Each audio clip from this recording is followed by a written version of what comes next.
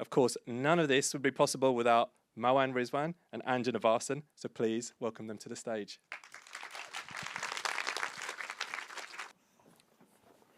Hi. Hello, everyone. That was a very nice introduction. It's an honor to be here at BAFTA. It's an honor to be here with you, Juan, to have this conversation. Sanjana, nice to be here with you. And I feel quite shy about doing these sort of things, but when I found out it was with you, I wanted to say yes, because I think you're very talented, but I also think you're very charismatic, and I have so many questions to ask you. And I'm going to start with a very simple one. Where do you keep your BAFTA, Juan? I actually just in my living room, but I think I'm gonna move it because it stares at me, and I think it's adding pressure that I don't need. Do you feel pressure? No, but I still get it from the actual physical face. Yeah. You know what I mean? It's quite scary. Yeah. I should give it to my mum, because I think she would enjoy the showing off a lot more. Yes, and I think I would safe to say, steals the show. In your show, The Juice. It's really a BAFTA, innit? Let's be honest. Yeah.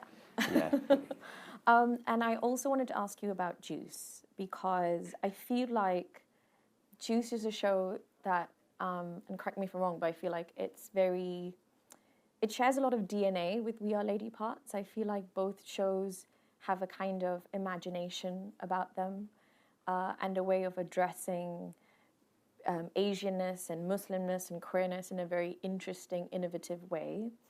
And I want to ask you what it's like writing a show like that. Because I think that the one thing when young actors ask me for advice, I always say, if you can write. And that's a skill I really wish that I had. Because I think that the imagination that you have for yourself is always going to be greater than what people can offer you. So I'm interested to know how Juice came about and what it was like writing that show. Just tell me what you can about that. It was kind of like the writing was out of necessity, really.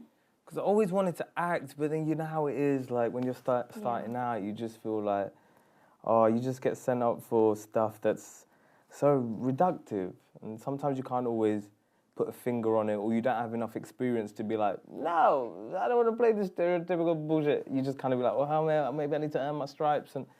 But the writing gives you an autonomy that you can kind of it's really helpful suddenly that you've been sent up for all these shitty things, because you know exactly what you don't want to do. So you can subvert the expectations. Yeah.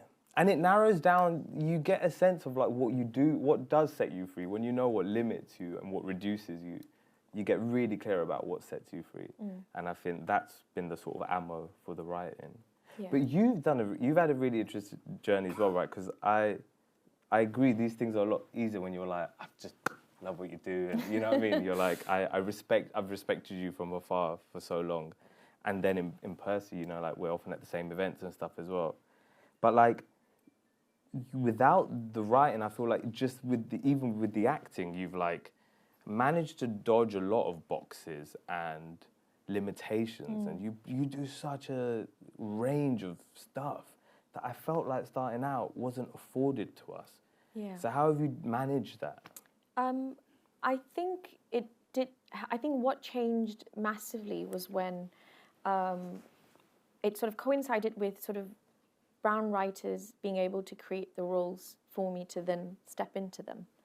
That's why I think writing is so important. It starts with the material. People can think you're an amazing actor, but if you don't have the opportunity, then you can't play the role. And it was definitely a long journey. I feel like I started off doing a lot of theatre, which is something I still go back to, and I think that has been a strong foundation for me. And actually, weirdly enough, some connections to screen work have come from theatre, from people seeing me on stage. And theatre, I think, offered me a chance to play, a bigger breadth of roles, bigger emotional range, maybe. But it also, some of the bigger screen stuff coincided with people like Nida Manzoor and Bashir K. Ali writing those parts that, I never thought in a million years I could play. I'd sort of pretty much given up on trying to do anything significant on screen. I was very happy when I got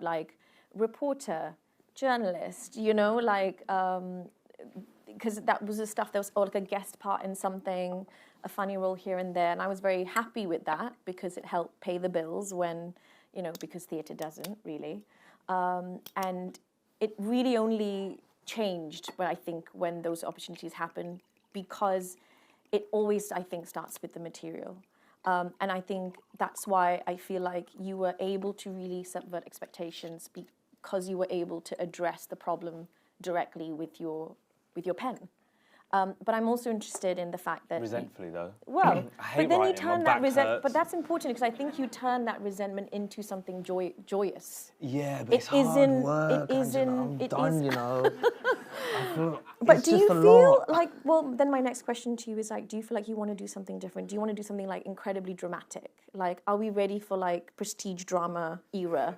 No, for yeah, more? listen, I'm ready for my drama era, I'm ready for my Like, villain era, you- I'm ready for my like vampire era, let's I feel go. like yes. But I'm just anything does not sit at home by yourself Yeah. on a ergonomically badly designed chair and write for like 14 hours a day. Like it's been really intense. This And it's last, lonely doing it's that. lonely, and I'm an extrovert. But your family is in it, so does that help? Like, Well, they don't help me write it, do they? Well, actually, my brother co-wrote one of the episodes, series 2 with me. Yeah. And Emily, who plays Winnie in the show, who's amazing, she wrote one of the episodes. So actually, series 2 has been less lonely, the writing journey. Yeah. But I think it's also that thing of like, the British comedy vehicle is, low budget, and to do a high concept show on a low budget, it just Yeah. comes with a certain strain. Yeah. And it's so demanding. And then we have this weird tradition of like, okay, well, some guy goes into a cave and writes 6 episodes and comes out with a series. And I don't know why we have this, like model. And America is a lot more like writers' room based and collaborative, and it's just you can't really do anything else with your life when you're writing this show. Yeah. And that's been hard, but no one would have written it otherwise. Yeah, and I'm So glad you did. That's the. And it's something that we learned about each other backstage is that we were both not born here. I was born in India, you were born in Pakistan. Yeah. You left Pakistan when you were 3. Yeah. And I left when I was 3 to Singapore. I grew up Yeah. as a Singaporean and then came here.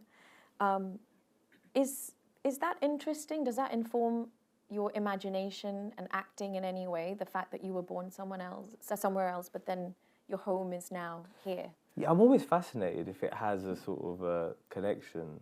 There's definitely that feeling of, I don't know if you felt this, but like wherever, like growing up, whenever sort of my perspective on any subculture was always like, okay, but you lot are weird because they're doing that. But then I'd go there and I'd be like, okay, but you're weird because Yeah. everyone's so specific in the way they do things, and you kind of always have an outside eye because you're like, well, my cousins in Pakistan, they live life very differently. So I think it gives you an amazing like overview of like human life and relationships and behavior patterns that I think surely has had to inform our creativity, right? Absolutely. I think like it's funny because, I feel like I've been acting now just over 10 years and people still go, how do your parents feel about what you do? And I'm like not 18 anymore, but it's this question that comes up a lot, and I find that like, I think immigrants have such a big imagination. The fact that you can conceive for yourself, like I'm going to like fly to another place and build an entire life for my family and for myself somewhere else. Batshit. Involves a huge amount of imagination. Yeah. And so I don't think it's boldness surprising. and bravery and risk taking. Exactly, and I don't think that's Yes. surprising then that you would have an artistic streak because it's about world building and it's about observing cultures and definitely like coming from South India and going to Singapore where I was a minority and then coming here where I'm another kind of minority. Those two minority experiences are very specific and different. So you're on the sidelines observing a lot and absorbing a lot of information, and that is what acting is. When you're stepping into someone's shoes that's not yours. I always sort of describe it as like the minor key in a major key story. That is almost any story that's worth telling is those stories. Yeah, totally. And I think that is what I naturally gravitate towards are like the characters who have like more than meets the eye, something about them that feels like there's a little bit more happening underneath the surface, but it's not something that you immediately see about them. because we were also exposed to so many contradictions. Yeah. It's really obvious when you get a one-dimensional character because you're like, well, no one is as simple as this. We all did Exactly. some weird things growing. You know what I mean? Like Yeah. that's people have weird ways of getting what they want. That thing you said about how do your parents feel about it? Let's get into that, right? Because Yes. I have this thing. It's like such a weird paradox, right? Yeah. Where on one end, yes, I did, I didn't have an auntie in the industry, or I didn't do footlights, or I didn't have easy access into the industry, right? And there's that, and the privilege and resources that some people are born with. But then at the same time, like, I have a very innately artistic family. Yes. We're very creative.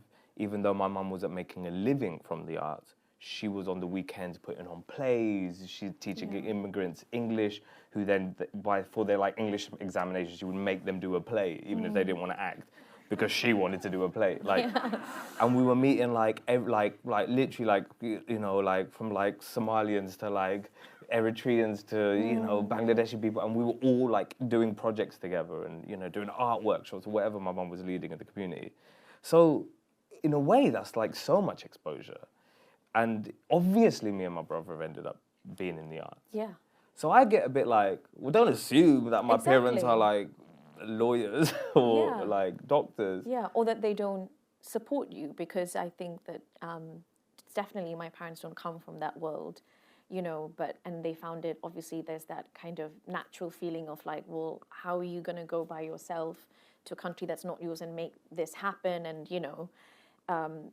they worry about you, but there was never a no from them. It was very much, figuring out at a young age that, well, you're clearly going to run away and join the circus, so we're going to support you. Yeah. But they're also like my biggest fans and biggest cheerleaders. So it's strange that kind of hangover of like resistance, and it's a very culture specific thing, when actually I think most parents are just concerned that you're doing something that feels, it's an industry that is obviously unpredictable and financially can be unstable, and that's where the concern is coming from. It's not, you're not allowed to do this. But then sometimes I question how we, as South Asian British people, how we perceive ourselves. Because we're put in so many situations where you see the outside perception of us, which is so disorientating, because we are not one thing, right? Like, what is you saying, 59 countries in Asia, like we have different languages, different like ways of like British Asian isn't one thing, yet we have the British Asian Network radio station, or we have like certain Asian things that make you go, you're all in this, and you're like, well, yeah, but I don't know if I want to play this Bhangra song, because I'm not really feeling this Bhangra song, guys. Don't assume. So who am I? I don't know. Who do white people think I am? I don't know. And then you're sat in a writer's room and they're like, represent your community, and you're like, how? I don't like Punjabi MC. I don't know. Yeah. You know what I mean? I'm a weird Singaporean Tamil person. I have never played a Singaporean person or a Tamil person in my life. So the question of authenticity is interesting, because it's like, well, I've never encountered those stories. I can only ever step into a story that isn't really specific to me. But obviously there's so much an overlap of those experiences. There's so much shared history and experience and culture between us. But did you feel that pressure when you were writing Juice, and in other stories, that you feel like, well, it's such an opportunity to be able to like, I'm writing a show, and that's not an opportunity afforded to a lot of people. I know, Nidha Manzoor, who wrote Lady Parts, has spoken about this a lot.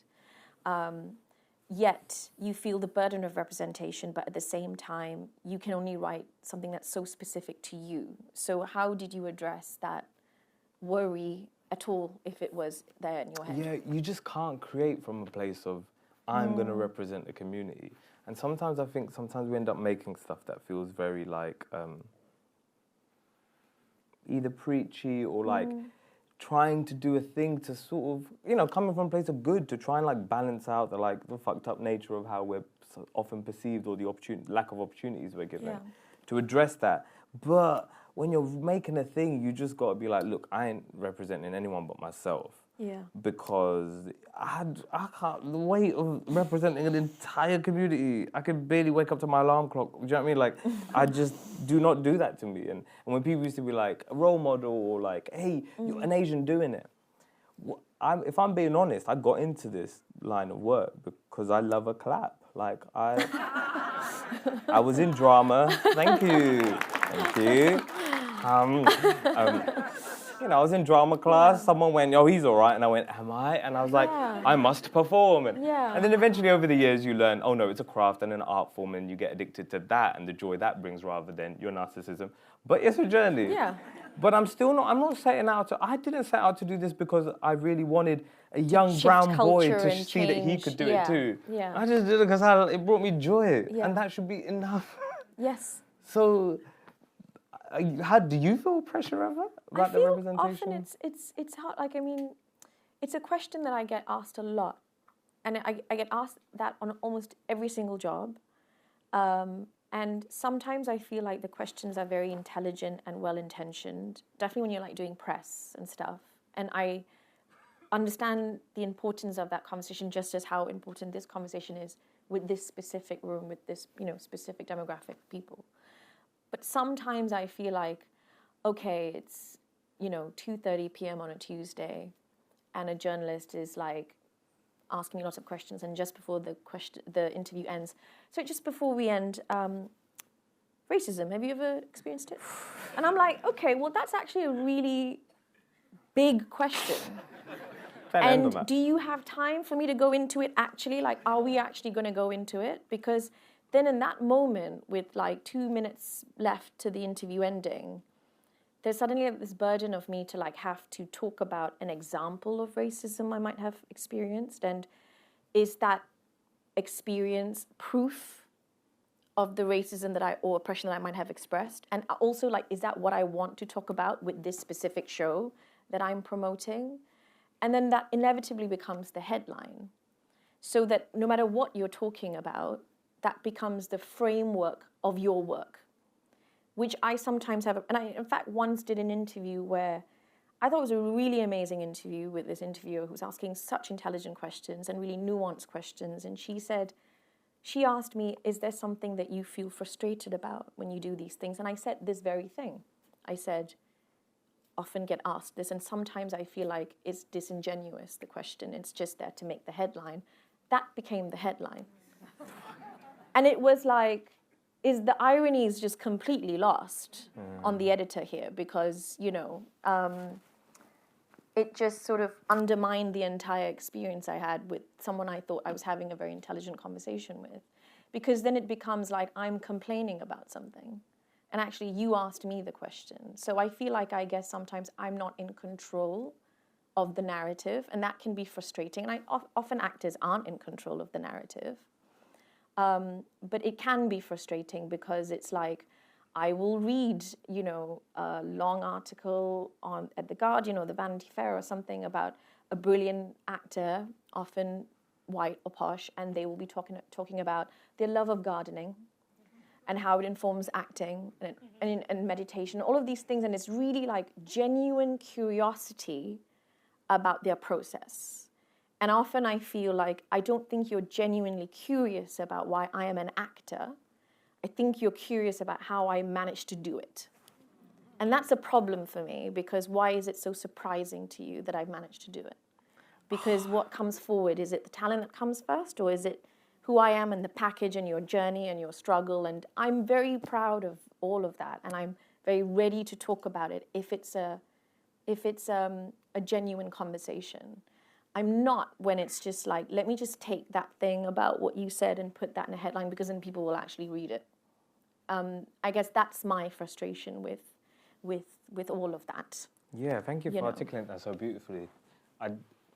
And I've noticed, even when it's not a journalist trying to get a headline, sometimes it comes from well-intentioned, also other brown creatives. I think sometimes it comes from a place of like, hey, give me hope, please. Of course. You know? Yeah.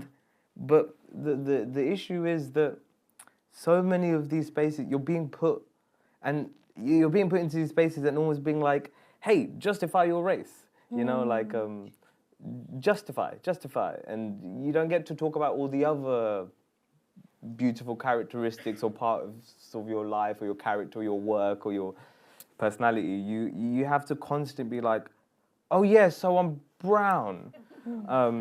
In fact, I think that needs to be the response next time we get asked. You know, just like first thing, I'm brown, right? I'm brown. Are we Let's all get okay that with out that? of the way. That's okay. You know, when I started doing stand-up, I remember I did a course to learn stand-up, and they said, right, the first thing you need to do is acknowledge the thing that we're all thinking, right?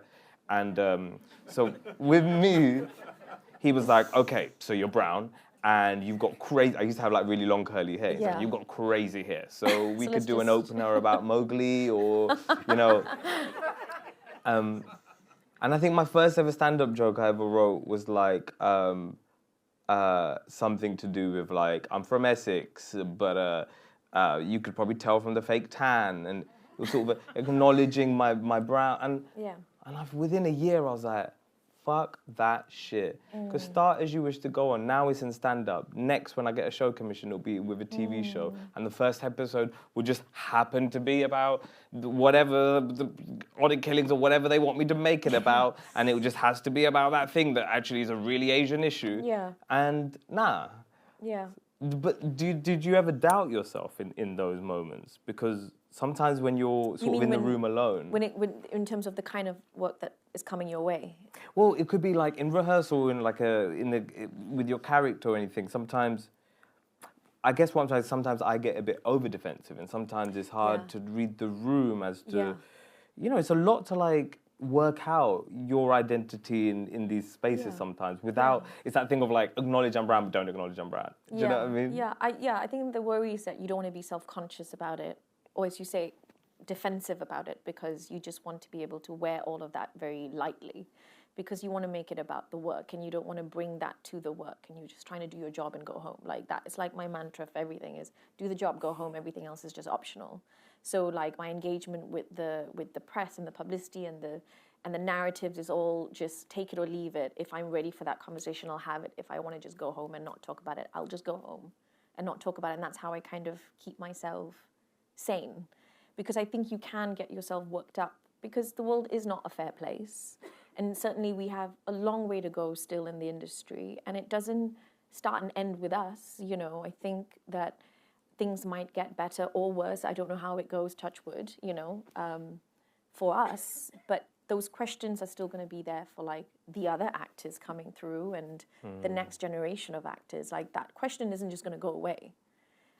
It's always going to be present. So we always have to engage with it on some level. It's just not letting it completely overtake you and the work and your sense of joy and optimism about the work that you're doing, I think. Do you find yourself saying no to a lot of things the more you work? Yeah. Same. I'm tired. No, Same. but it's a sort of filtering process as well, being Yeah. like knowing your worth over the years. Yeah. And that's something I've had to learn, which is kind of Yeah. mad. I'd be like, thank you for the... Yeah. You know, now I'm like, no, why would I do that? Yes, but also like sometimes it's for good reasons. Like, Yeah. you know, doing a show like Real Lady Parts or Demon 79 like spoils you in a really good way. So Because you know the levels. yeah, then you go, I want to do something like that. I'm going to Yeah. wait for Yeah. because I have to. I know what a good I know what it collaboration feels looks like. like I now, know so- what... Yeah. So To I'm be- going to wait for a good collaborator. Yeah. Hey, here's a fun question. Go on. What was there a moment in your life where you did something that you weren't clapped for that you're really proud of? That I wasn't clapped for. Yeah, that's the hard bit. I mean, I feel like many people don't know that I actually did 2 Black Mirror episodes. Oh, you got clapped? The answer's redundant now. You got clapped. Because I almost didn't send my tape in for Demon 79 when it came through, because I was like, oh, I already done one. They forgot. So I'm not gonna this is ridiculous. Like I'm not gonna get it. So why? Because I'd done like a small part in Nosedive, and no one knows I'm in it because I'm covered completely in silver. Because when I auditioned for it, because the role was space cop, And when I did my audition, I covered myself in like tinfoil. And Joe Wright, the director, loved it and went, "You're going to be silver." So that was the worst thing I did because I'm You're like, in it, but no one knows I'm in it. You're like, so great, they that'd be painted lovely for me my silver. showreel. Yeah. So people don't actually know that I did. And then I spoke to Charlie about it, and he was like, "No, of course I remember that you did Nosedive, but also like there are a few people who have done more than one. So actually, technically, in the Black Mirror universe, I do allow actors to do more than one. You know, so I almost didn't do the tape because I was like, oh, it's no point. Like I'm not going to get it, and I'm so glad that I did, obviously. But yeah, so that's a little fun fact. But I'll ask the same question to you. Oh shit, no, no. Yeah, it's so hard, isn't it? What I wasn't clapped for, because I really make sure anything good I do, everyone knows. Yeah, you make sure everyone knows about it. Yeah. Put it on all the socials so everyone knows. Yeah.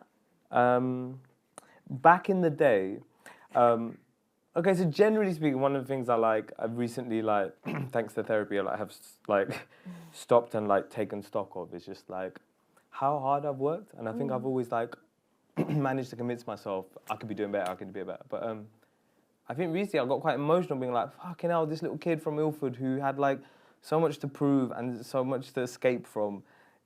I did everything. I never went to uni, and from the age of 18, I was a special effects runner at Pinewood and working in post as a runner, and I used to make music videos with grime artists and stuff to be try and be a director, and just anything, just to not fail. And the stakes felt so high, and I don't always think that I came from a healthy place.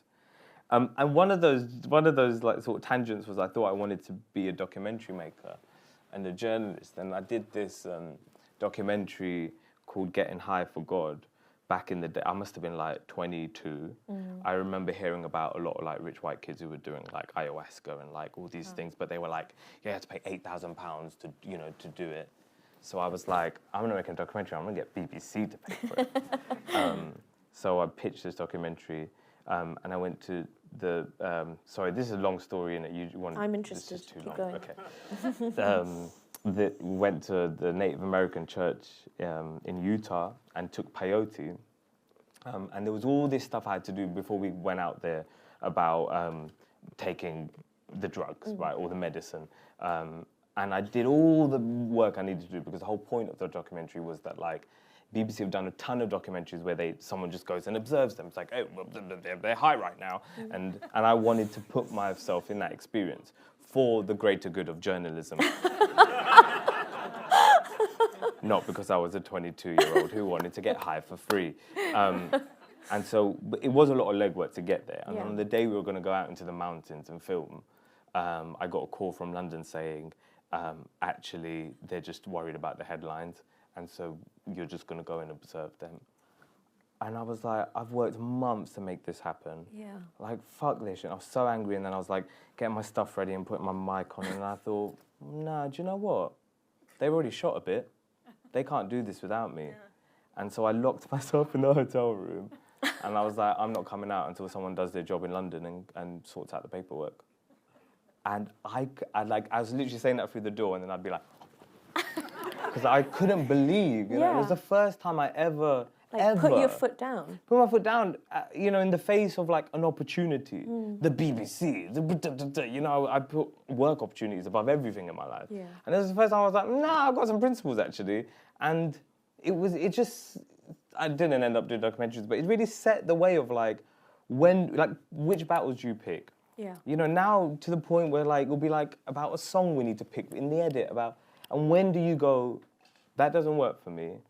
This is the artistic focus. We're doing this. And which bits do you compromise on? And it was a very young age to learn that, but it was a skill that I still use to this day, thanks to being high. So basically, do drugs, kids, is what you're saying. Do drugs and make the taxpayer pay for it. Yeah. Should we go into some audience questions? Yeah. Should we? I think we've got these fancy iPads that we're supposed to press, and then maybe some questions have come through. It'd be really awkward if no questions have come through. Oh, there are some. Yeah, there are questions.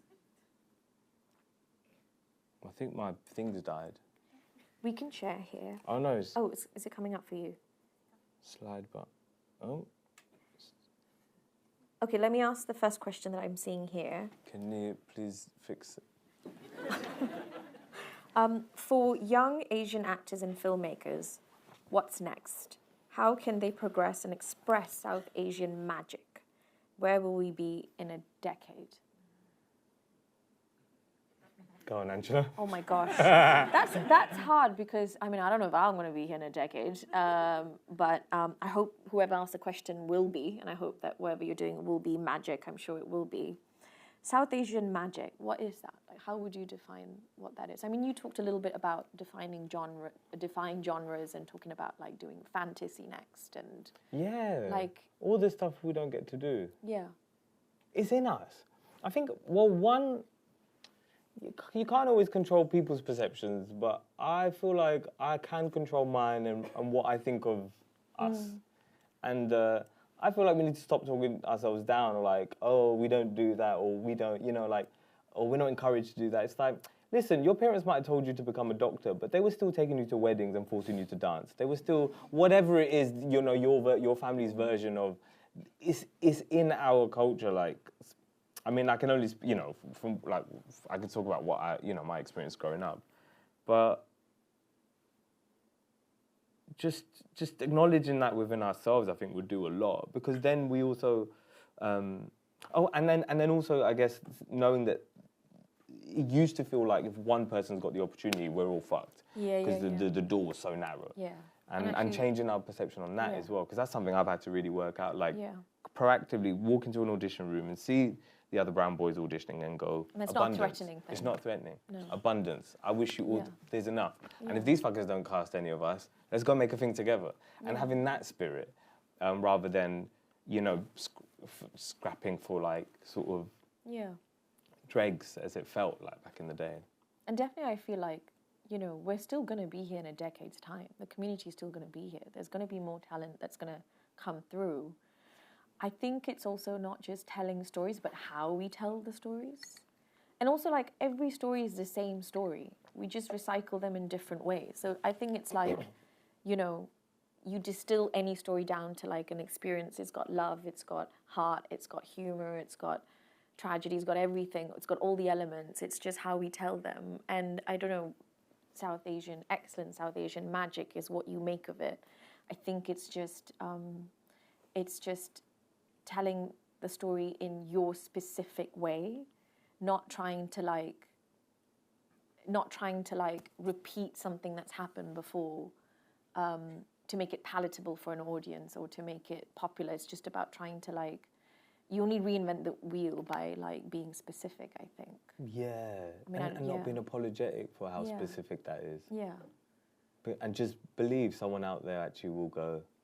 The more specific we lead, sometimes the more it resonates. Then the more universal it is. Yeah. I think. Because I know doing something like We Are Lady Parts, it feels so specific. I will get messages sometimes from a 60-year-old white guy in Texas being like, I don't know if this show is meant for me, but it spoke to me on a very deep soul level. I don't know why, but there's just something about the fact that it is so specific that they're like, I was in a band once and I feel you. And I think that's really beautiful, because we're also not trying to make stories just for ourselves in an insular way. I think we want stories to resonate on a completely universal level, because it's not minority stories. We are the global majority. It's stories for everyone, and we're not just preaching to ourselves. Yeah, that's a very beautiful question, so thank you. Can I ask another question? What are you each most proud of in terms of achievements to date? That's a nice question. I've talked about. You've got a BAFTA. That feels like a thing to be proud of.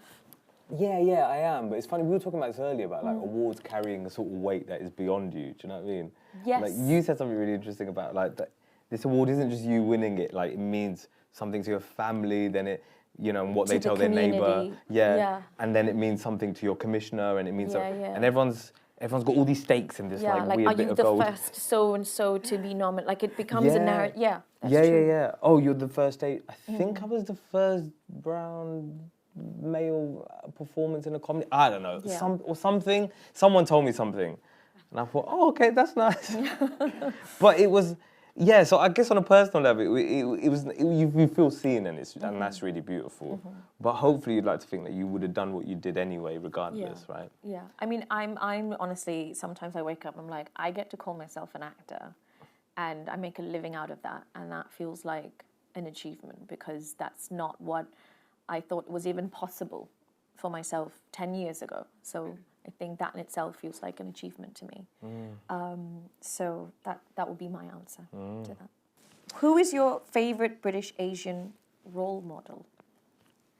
You, And then this has, Anjana. for some reason, this guy was like, brackets apart from Riz. I don't know why. I'm not sure why. I'm not going to go there with that. We're just going to say each other.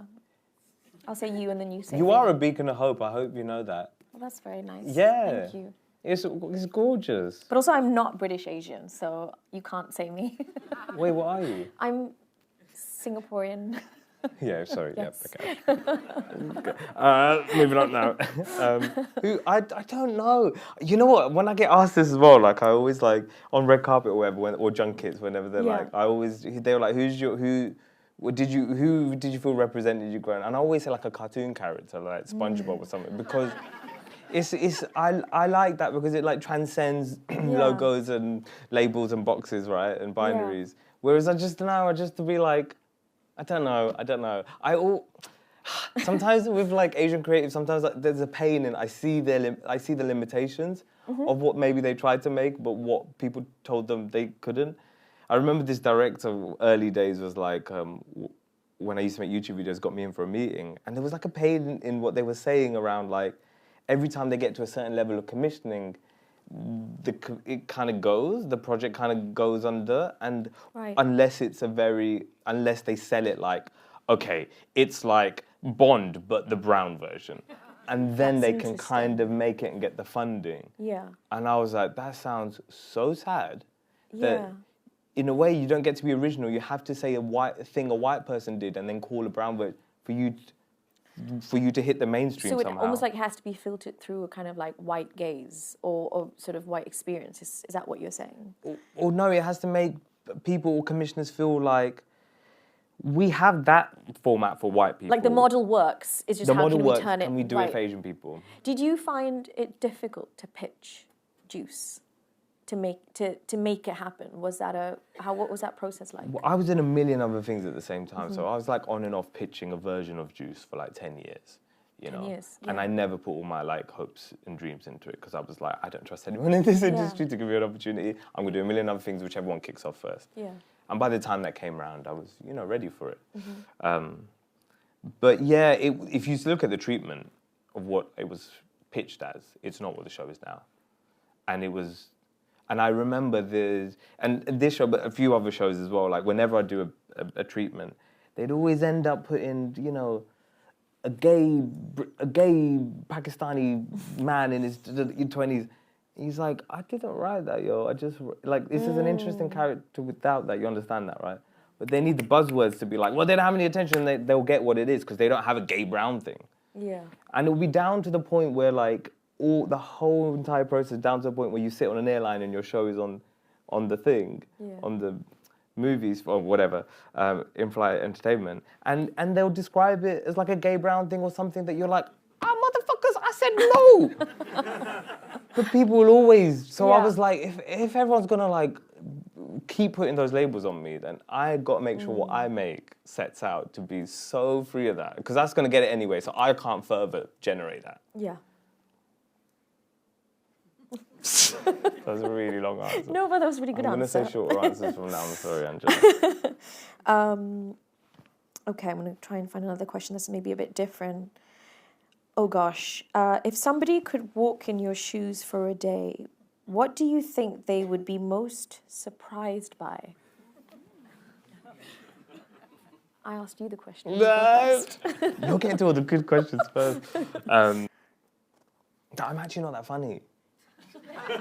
No. That's a lie. No, left to my own devices, I'm really emotional and like, I'm like Are you a cuddler little and just like softie? sentimental soft. Yeah. I don't believe that. Give me real emotions over a gag any day. I think I'm quite sort of I'm quite boring. I think I'm quite a boring person. I'm just very happy at home with my cats. Like I'm proud of you. yeah, I think I used to have a personality, then I got cats, and now cats is my personality. So I think that's the thing that would surprise people is that yeah, I'm just a bit of a homebody. I think. Yeah. Being boring goes a long way. Yeah. Like, it's actually sometimes the only balance you have in the chaos that is this line of Yeah. work, innit? Just to I be a think bit so. normal. Yeah, just to be a bit normal. I'm just a normal girl with I'm cats. just a normal girl who loves cats. Do you think the US and Canada are more progressive with South Asian representation? If yes, how? They're bigger ponds than the UK, I maybe? don't know. I mean, it's so hard because I don't live in the US and Canada. I don't know what the industry's like. You know, I hear of stories of people, you know, like I'm going to go to US, I'm going to go to LA and like it's different there. And I'm sure maybe, I don't know if you've ever been to LA, like maybe how they make work and how they want to tell stories is different. Maybe the money is different there. It's not something I can like really answer in a very specific way. I just think that no matter where you are, there's still so much more to do. It's not that I think that it's amazing in the US and it's terrible here. I think that I would look at a lot of storytelling in the US that's, you know, South Asian and go, that can be better. So it's not without its criticism, is what I would say. I remember when I went out to LA to do the whole like get an agent, do the meeting stuff, and I met up with Bisha, and she was like, the money is better here. Like, you Yes. get paid your worth, Yeah. but they also work you like a dog, Yeah. and you are like theirs. Yeah. And I've heard some horror stories as well with like, you know, Yeah. you go out there, you work on something for 5 years, put your whole life into it, and then And the then it studio doesn't get pulls made. it. Yeah, Yeah. But you get paid beautifully. Yeah. But so I don't know. I also have a different warped struggles. perception because I'm Yeah. not actually working out there. From what I hear, though, I do have this thing of like black and brown talent when they go to America get to. Yeah. Is it just a bigger pool? Is it just Is a it just a bigger pool? Yeah. Or is it weirdly this like weird inverse racism where like in the UK, even though we have a class system and we have that like actually we have more mobility, but then actually the stories on telly do still have to be about something Asian. Don't get too crazy. Whereas in America, you get Boots Riley making the films he wants to make. Yeah. Like, and also, especially like the black creatives in America, they want to go weird, they go weird. They want to go adventurous, they It's go like a respect they take for the risks. vision. And Yeah. here it's like, fucking hell, I had to fight for that. To the point where I was like, maybe I can't. Maybe I'm being a bit too Maybe it goes back to audacious. what you said. Is like it goes back to what you said earlier about, well, does the show fit into the model that we're looking for, rather than like as a writer, what do you want to write? We believe in you, and we're going to accept whatever you bring to the table, as opposed to like we're actually looking for a show that's like this, but this. Can you write it?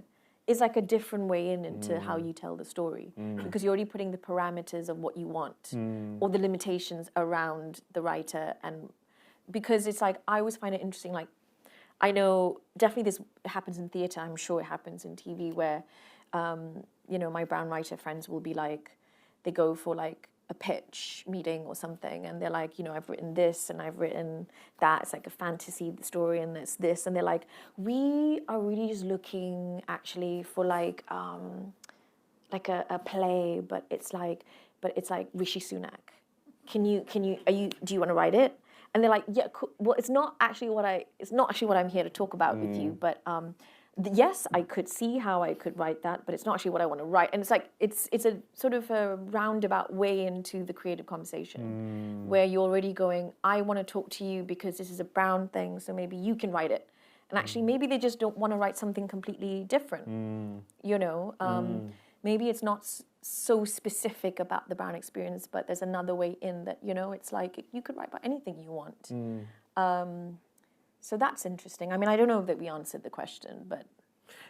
Yeah, but about the brown experience thing, I think there's also a thing of like, sometimes it's a bit like when someone goes, oh, you're gay. I'm okay with that. It's like, why would you tell me that? Yeah, like, if we lived in a world where it wasn't a thing, it literally wouldn't be a thing. Yeah. Right? And so sometimes you ask to write about the brand experience, but you're like, ideally I can write about something interesting and then, okay, this character, happens to be brown. Happens to be brown. And a bunch of things will happen that are interesting and brown experience related, but like, I think we just all need the freedom to make more stuff that's like, not quote unquote about that experience. Because ideally, this is the kind of TV I like to make, is that the world we're living in is like the people around me who are not toxic and like nice people who just go, well, yeah, you're Moan. You know what I mean? And ideally, as a creator, you're just, you're Anjana. Yeah. You know? That should be hopefully enough. Yeah. And on that note, is that a nice place to, yeah? Yes. Well, thank you, and thank you, and thank you. Thank you.